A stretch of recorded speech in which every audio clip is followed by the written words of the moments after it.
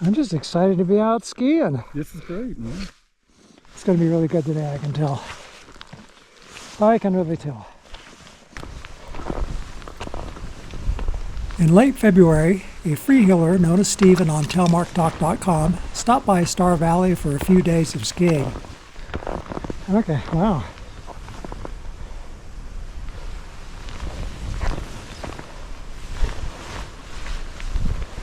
The last time he was in the area, his most capable downhill setup was a set of Voile objective skis with NBC Alfa Guard boots. On this visit, he was rocking a set of Voile Hyper V6s and Scarpa TX Pros, and he'd remounted his Voile objective skis with the Xplore binding and picked up a set of the Alfa free boots. As luck would have it, we just got some fresh snow, so we headed down to the Fish Creek ski area in the Bridger National Forest. On the first day, Steven and I both skied our plastic boot Telemark setups. He was skiing NTN and I was skiing my 75mm. We were both on Voile Hyper V6 skis. On this day, the snow was uniform and cold and we had first tracks. It was just amazing.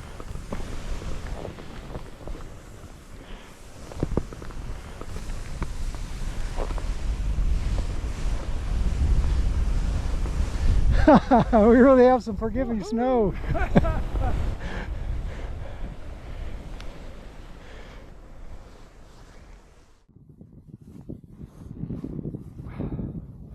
If you go around the tree, you can avoid this drift. Look how big the cornice is starting to grow over here. I've seen it 3 times as high as that.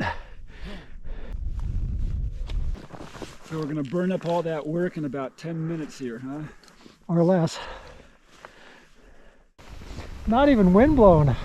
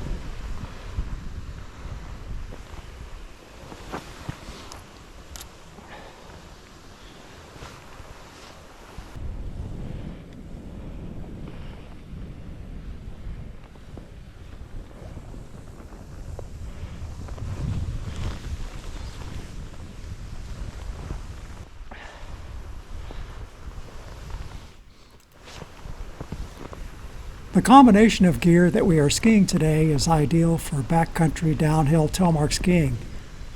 This gear falls outside of what I'd classify as cross-country downhill. My combination of boots, bindings, and skis weighs 16.5 pounds. My Hyper V6 skis are pretty light, and they weigh less than 6 pounds, but my stiff plastic boots and active bindings make up most of the weight, and they alone weigh more than my cross-country downhill setups. I classify this setup as downhill bliss, and it instills lots of confidence and control.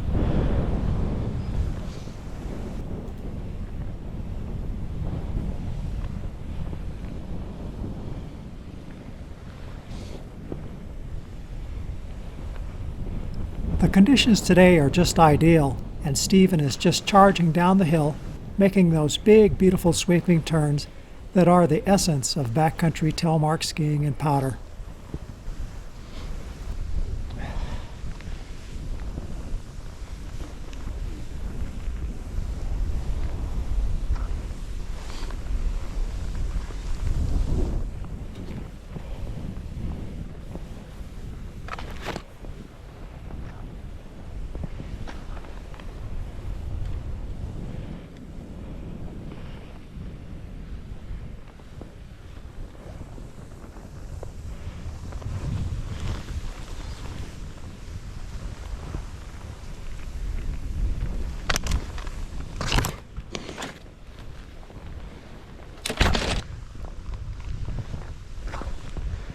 I'd like to stay with you, but man, you get going.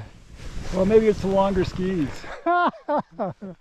I like those big squeaky ones. Yeah, I noticed you're really into the big S turn. So, maybe it's down that ridge? Just ski down to this gully and then we're down at the bottom. That's 800 feet. Already? The ride's over already? Yeah, it's over already. I'll try to get a little closer to you here if I can.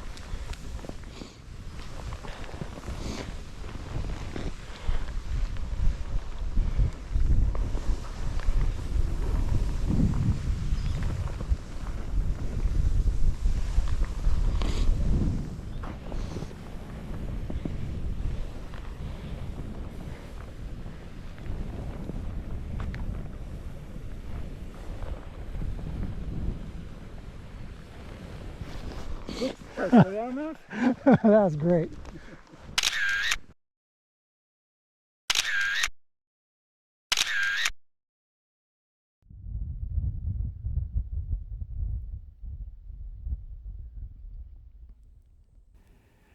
The next day, we skied the exact same line, only this time we skied cross-country downhill style with the Xplore bindings and Alfa free boots. Stephen started out on his objectives and I was on my HyperVectors. We then switched partway down the slope. No, it gets steeper from here. Whoa, I just sank into a bush. Oh no, you found a bush. Oh my gosh. The snow conditions had changed overnight. The snow had settled, it was a bit more dense and faster than the day before. One of the questions I'm often asked is which system do I prefer, my Xplore setup with soft boots or my 75mm plastic boot setup? You know, that's a very hard question to answer because I like both systems, but in different ways. It is sort of like comparing a car to a truck. Most of the time, both can accomplish the same task, you know, getting from point A to point B, but there are times when one is better suited than the other. Well, that's the way it is with my skis. They have many things in common, but the skiing experience is just very different. Well, I'll tell you what, let's get down here to this, just past the trees here. We can switch out if you want. Okay. You should be cautious, Stephen. Mine are only attached with tight bond. Oh, these are definitely easier to turn. I feel the same way, Tom. These are easier to turn. These are easier to turn too. Oh no! It must just be the snow. These are fantastic. It's just they feel more stable. If you compare the skiing style from yesterday to today, you will notice that it is different. The boots are softer, have less support, and the bindings are cross-country bindings. Whoa! I guess I better back away here a little bit.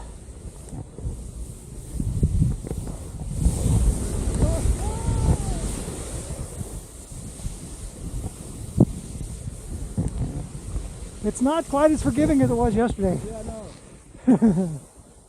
The bindings do have a flexor, but they're not active in the same way as what we were skiing yesterday. It is definitely more challenging to ski this slope with our lightweight gear, but the fun factor is just as high.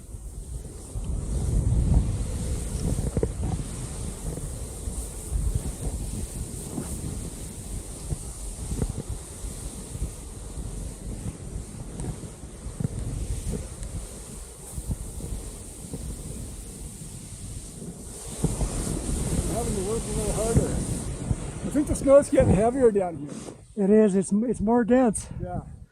Snow today, it's not really powdery. How would you describe the snow? Kind of like Sierra snow, high moisture content at this point. Yeah, it's high moisture content. The sun's worked it over a little bit. This is not powder.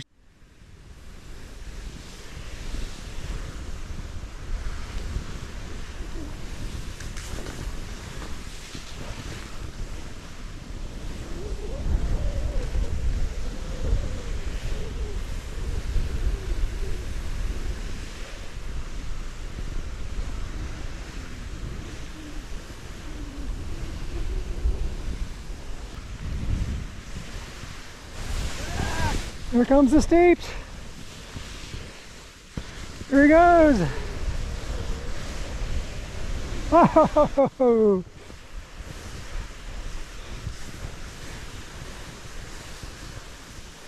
And we're going to traverse the steep. Good job, Stephen.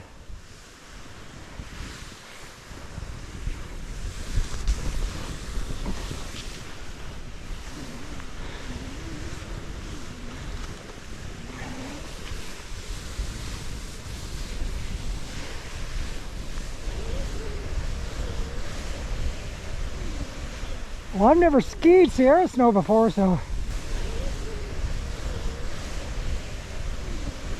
I think that most would agree that downhill skiing with cross-country gear can be challenging at times. And I know that some would argue that we are not skiing cross-country gear. These skis are downhill skis after all, but I think the bindings and boots have more in common with cross-country gear than they do with my plastic boot Telemark gear. I think they fit nicely in that middle ground between what I would call a kick and glide setup and a steep and deep setup.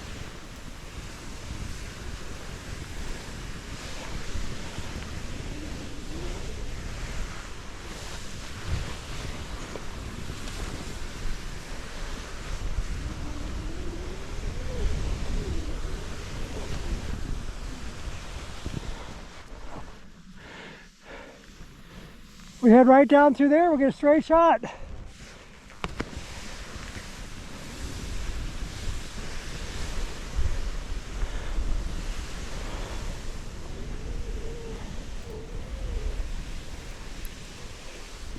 Well, I hope you enjoyed this video.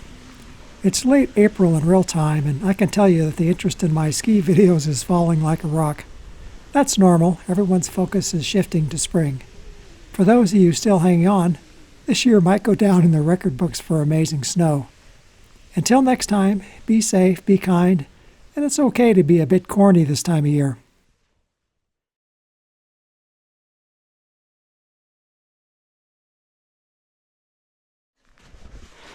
Oh my.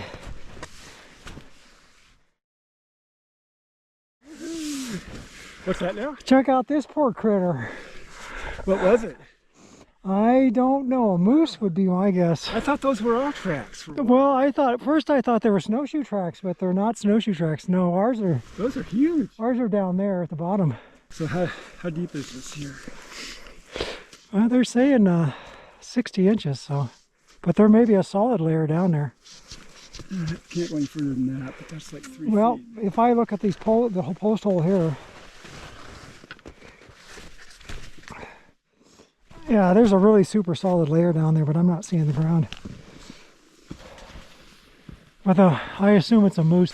And like I say, they're probably not too far away.